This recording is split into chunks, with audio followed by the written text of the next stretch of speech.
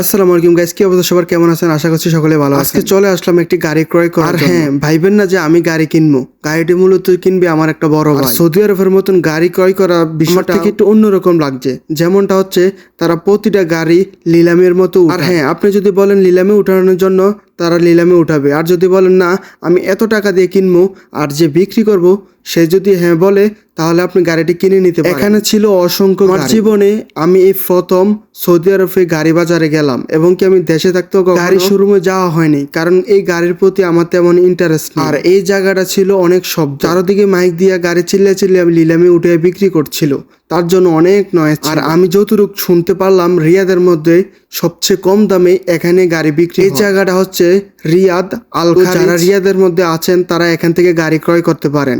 আর already আমাদের গাড়ি ক্রয় করা এখন চলে আসছে মূলত ওনাদের অফিসে। এখান থেকে কাগজপত্রে যত কিছু আছে সবকিছু তৈরি করে। আর এখানের মধ্যে যে গাড়িগুলো দেখতেছেন, এগুলো মূলত আজকে বিক্রি হয়েছে, এবং কি এর আগে অনেক বিক্রি হয়েছে। যাদের কাগজপত্র হয়ে গেছে তারা চলে গেছে। ভালো থাকবেন, আল্লাহ হাফেজ।